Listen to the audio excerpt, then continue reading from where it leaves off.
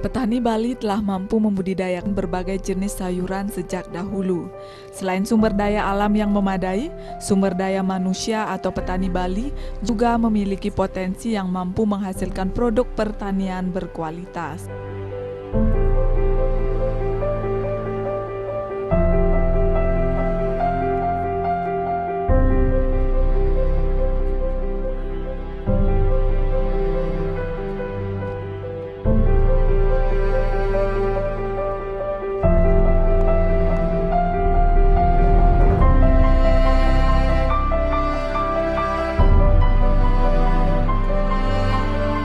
Selain menguasai dua hal tersebut, petani Bali telah mampu menguasai pasar, seperti halnya pasar restoran berjaringan. Berkaca dari hal tersebut, permintaan produk pertanian di Bali kian meningkat.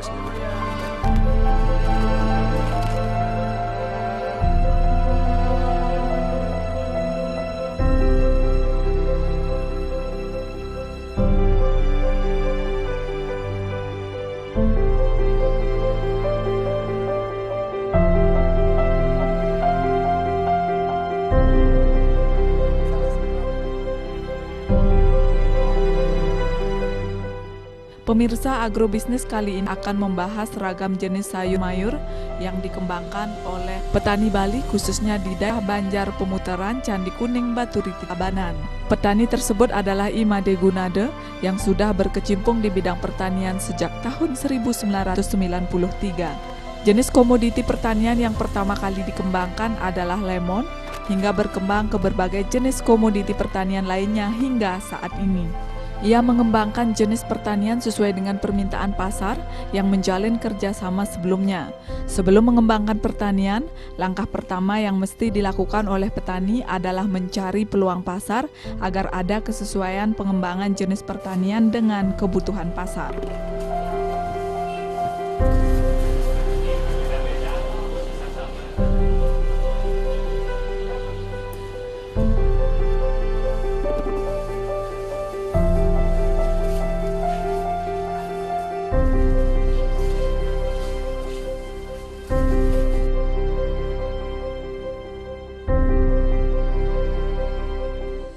Banyak ngembangin sayur-sayuran itu kita main lettuce, timun gherkin, tomat, seledri, daun bawang, itu yang banyak kita pakai.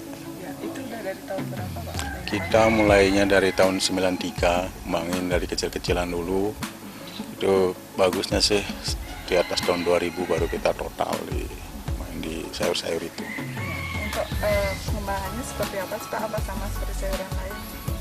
Kalau teknik budidayanya sih hampir sama, nggak jauh berbeda. Cuman kita terpola jadinya, asal bisa kita ngasilin kualitas yang bagus. Kita mulai dari pilih bibit yang bagus, penyemaian yang benar, penanaman, pemupukan itu semua sudah terkontrol.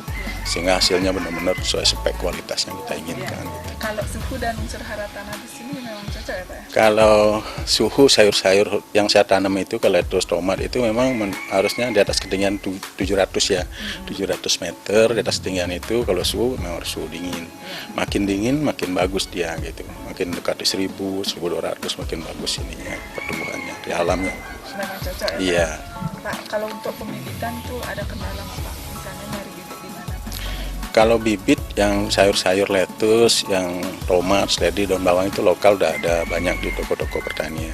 Nah kalau khusus saya buat timun ini, buat gherkin ini masih kita datangkan dari Belanda, Indonesia belum ada. Karena ini khusus jenis gherkin. Ya. Kalau gherkin ini dikembangkan di sini, bagaimana sih teknik budidayanya, Pak? Karena ini kan adanya di luar biasanya. Ya, kalau budidaya sama, karena ini tanaman ini tumbuhnya bagus di ketinggian di atas 700, ketinggian saya ini kan sampai 1200 ya, di Bedugul ini 1200, jadinya ini sangat bagus sekali, sangat bagus. Dari pola tanamnya hampir sama dengan timun-timun lain, nggak ada bedanya. Kalau nutrisinya apa saja yang harus? Kalau nutrisinya ini kan ya itu mix ini antara nanti natriumnya, fosfornya harus stabil gitu kita menggunakan nutrisi. Jadinya perkembangan buahnya juga bagus gitu kan. Kalau di dalam, kalau di luar juga sama pemupukannya seperti itu. Jadi nggak ada hal yang terlalu khusus? Nggak ada khusus, sama bersama dengan yang penting pupuk kandang, komposnya udah bagus, sudah terfermentasi matang, saya yakin pasti bagus. Pak, kalau masa panen itu berapa sih biasanya? Kalau yang gherkin, yang timun ini masa panennya mulai dari tanam, ini 35 hari, 40 hari udah mulai panen perdana. Panen pertama, udah itu tiap hari nggak boleh nggak panen, karena ini cepat sekali pertumbuhannya. Karena kita nyari standar yang garis tengahnya, ini garis tengah 4-5 cm. Yang sesuai spek yang masuk di kita di punya produk. Ini yang usianya yaitu 35 hari, 40 hari udah panen. Nanti ini nyambung yang kecil-kecil di atas, kita panen besok, itu nyambung karena dia cepat besar. Ya, ini bertahan berapa lama tanamannya? Ini tanaman gherkin ini dari mulai tanam umurnya nanti sampai sekitar 80 hari. Di umur 35-40 mulai panen, masa panennya aja itu 40 harian. 40 hari. Tiap hari. Itu berarti disemai dulu baru dibawa ke sini? Iya, dari biji kita semai dulu di pembibitan. Kalau penyemaian timun cepat seminggu, udah pecah, udah mulai pecah bibit, kita semai pindah ke polybag kecil-kecil itu 5 hari, udah langsung ke lahan.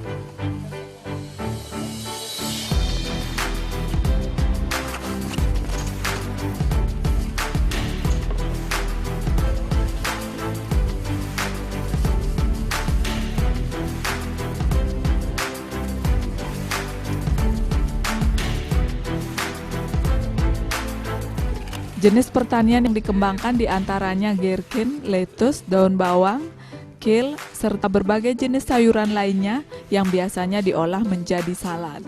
Gherkin atau yang biasa kita kenal dengan istilah timun, namun jenisnya berbeda, dikembangkan dengan cara yang cukup sederhana. Sebelum mengembangkan gherkin, langkah pertama yang mesti dilakukan yakni penyiapan bibit. Petani membeli bibit gherkin dari luar negeri. Setelah itu gherkin disemai selama 1 minggu barulah ditanam. Ketika sudah menanam, hal yang mesti diperhatikan yakni pemberian air dan pupuk. Intensitas air yang diperlukan oleh gherkin tidak begitu tinggi. Gherkin dipanen dengan usia di kisaran 35 hingga 40 hari. Ukuran gherkin harus sesuai dengan standar yang dibutuhkan oleh pasar. Sejak ditanam, jika mendapatkan nutrisi dan perawatan dengan baik, gherkin akan mampu bertahan cukup lama.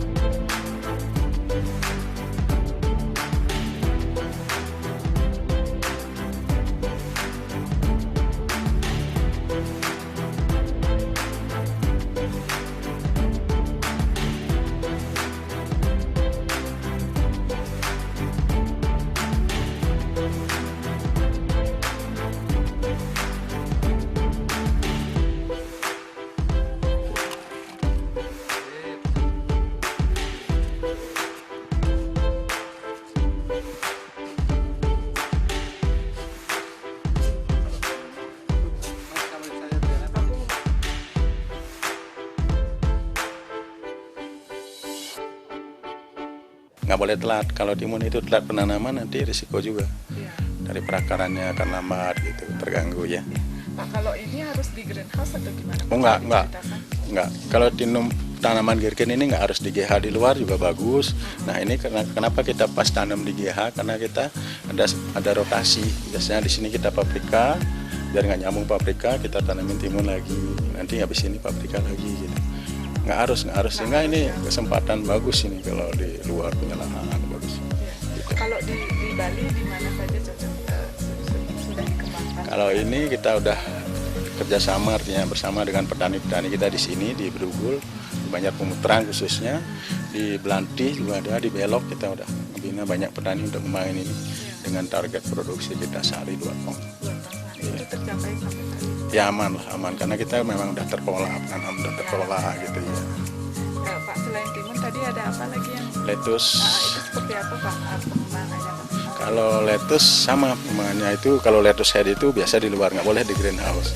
Kalau Kalau di greenhouse dia nggak mau crop nanti, dia mekar. Nah itu kita di luar. Proses sama dari penyemaian biji kecil dulu, kita pindah ke resme, nanti umur 25 hari baru kita pindah ke lahan. Nah di sana pemupukan, pengobatan sama. Cuman di kita pengobatan nggak boleh terus. Kita akan close, tutup pengobatan di lapangan itu 14 hari, 2 minggu sebelum panen kita udah stop, nggak boleh. Sama sekali nggak boleh. Nah kalau memang bisa dari awal cuaca bagus ya nggak, tanpa pestisida lebih bagus lagi gitu. Cuaca yang bagus seperti apa? Cuaca yang bagus biasanya kan kalau tanaman hortikultura ini jangan musim hujan aja. Jangan musim hujan aja. Tapi ketika memasuki memang bulan-bulan hujan tuh seperti apa cara mensiasati? Kita ada siasati kalau tanaman yang di luar, lettuce, seledri, daun bawang itu kita pakai shading kecil di atap dengan plastik bening. Saat hujan kita tutup, kalau udah cerah kita ikat biar dapat sinar lagi. Karena tanaman ini butuh full sinar. Gitu. Ya, tapi hasilnya sama dengan saat musim kemarau jadinya? Paling enggak 70% aman. Ya walaupun ada yang rusak-rusak ya 20-30% itu wajar lah. Masih bisa, ya, terutama yang kalau berkabut itu yang payah. Gitu. Pak, kalau lettuce masa panennya gimana? Kalau lettuce yang masuk ke speknya di kita itu umur 55 hari. 55 hari udah harus panen, sampai antara 55 hari itu masa bagusnya, cropnya dapet, tekstur crispy-nya dapet, color juga dapet gitu. Iya. Pak, kalau berarti hanya ini saja yang bibitnya nggak ada di Indonesia? Ya, kalau ini aja yang Gherkin ini belum ada, kita masih datang dari Belanda. Kalau sayur yang lain di? Sayur yang lain banyak, di toko-toko pertanian banyak. Oh banyak ya Pak ya? Gampang nyarinya. Ya, cuman produksi bibit nggak Pak selama ini? Oh enggak, ya? Enggak, kita nggak bisa produksi bibit. Ya, pasti kita beli nanti ya sesuai rujukan bibit apa yang dipakai, karena varietasnya kan banyak juga. Ya. Kayak lettuce banyak varietasnya. Pak, untuk menjadi petani agar dapat artinya mengembangkan jenis sayuran seperti ini, gimana sih caranya mencari peluang pasar itu Pak? Peluang pasar, sekarang kan peluang pasar banyak sebenarnya. Cuman kita aja di petani sebenarnya yang nggak terkontrol. Kapan nanam, kapan enggak gitu. Kadang-kadang kita panen raya, ada yang beli. Nggak punya, ya mahal gitu. Sehingga kita selalu dilema jadi petani. Nah sehingga kita harus nyari pasar yang pasti-pasti. Walaupun sedikit, kalau udah pasti tiap hari itu kan sudah nyaman jadi petani sebenarnya. Nah kalau saya ya dari awal ya pantang menyerah gitu. Kita harus tetap semangat, kita cari informasi kemana-mana, nanti ketemu buyer yang bagus. Nah di sanalah kalau udah ketemu kita komitmen, tekuni itu gitu kan. Jangan pernah selama itu bilang nggak bisa, nggak ada gitu, itu tantangan. Kalau udah kita tekuni itu saya yakin jadi.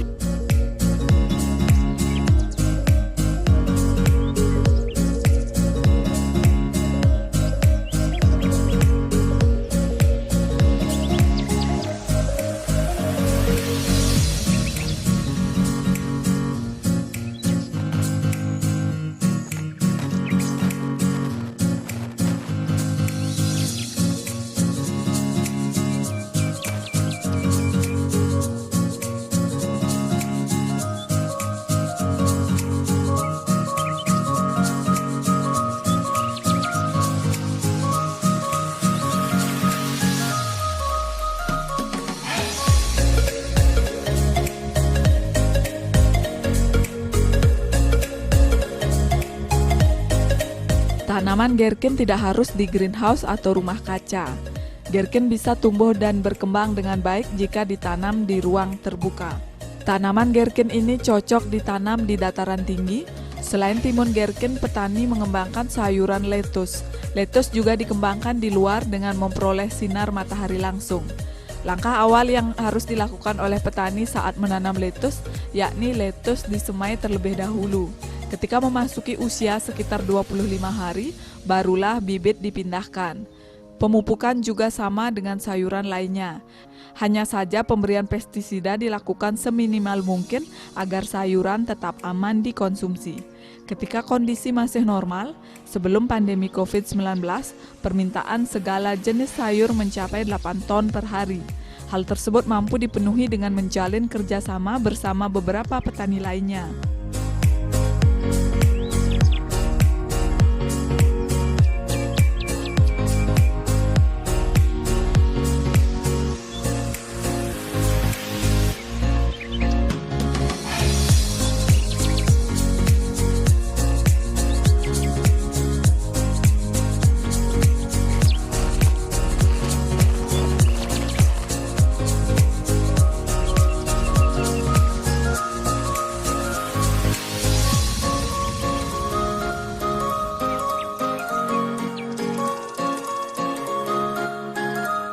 buka juga ke petani-petani kita.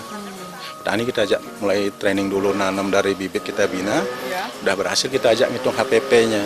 Artinya ngitung sama-sama. Yang ngitung ya, Pak? sama-sama. Nah itu artinya benar-benar satu kerjasama yang bagus harus gitu. Kita jangan bohongin petani. Iya. Gitu. Saya dapat segini, petani segini, mereka juga nggak mahal. Kita dikasih volume yang pasti, yang jelas gitu. Yang jelas kerjasama itu lebih bagus daripada harga pasar yang Iya, naik turun. iya, gitu, Pak. iya. Rata-rata lah kita ambil harga tengah-tengah. Artinya dengan petani juga nggak rugi, udah ada kepastian. Kita juga jual mahal kan mereka nggak mau beli. Iya. Itu artinya kita dikasih kepastian volume yang jelas, Ya. harga udah stabil, jadi itu kunci. Pak, sekarang mungkin bisa diceritakan komitmen dari segi menjaga kualitas pertanian, bagaimana caranya, Pak?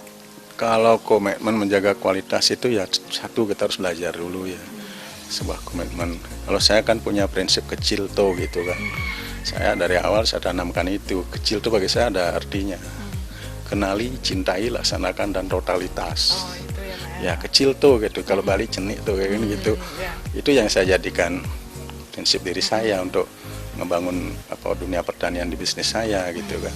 Saya kenali dulu. Kalau saya mau nanam kayak gini, saya kenali dulu. Oh di Bedugul cocok nggak ketinggian segini. Bibitnya dipakai apa? Saya pahami dulu. Nah kalau udah itu saya ketemu, saya kenal dengan ini, saya cintai kan. Saya mencintai itu memberi yang terbaik. Ya. Berarti saya harus belajar perlakuannya, rawat yang bagus, gitu. Rawat yang bagus, yang rapi, yang gimana. Hasilnya pasti bagus. Nah, setelah itu laksanakan. Kita harus benar-benar melaksanakan. Jangan omong-omong doang Ya. gitu. Perintahnya enggak, kita harus laksanakan. Nah, kalau udah itu totalitas, saya yakin kualitas akan terjaga, continuous supply aman Ya. gitu. Pak, kalau selama ini kan saya mendengar petani banyak masalahnya di air gitu. Kalau Ya. ini gimana Pak kondisi air di sini, Pak? Kalau- Kebutuhan akan airnya. Nah kalau di Bedugul ini kan memang nggak ada kali, nggak ada ini, cuma ngadain air danau sama air hujan kalau di Bedugul ini. Nah syukurnya di sini dengan daerah Bedugul ini kan tekstur tanahnya bagus, humus nggak. Kalau kering nggak terlalu kering di atas itu mungkin di bawah masih lembab, jadinya nggak terlalu ini. Nah khusus kalau timun ini hampir saya nggak pernah nyiram gitu, walaupun sekali musim kemarau kita nggak pernah nyiram Berarti karena jenisnya nggak terlalu butuh air nggak banyak, butuh ya? air banyak. Malah kalau lettuce itu malah nggak butuh banyak air, nggak boleh banyak air.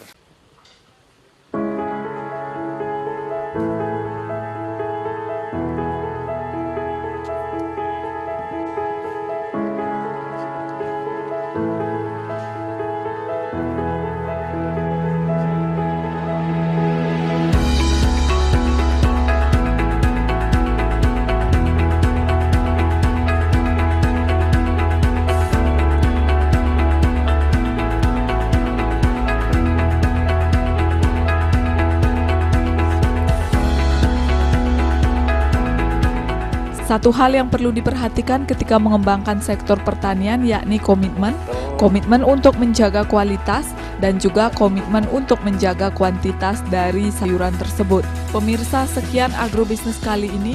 Terima kasih atas perhatian Anda dan sampai jumpa.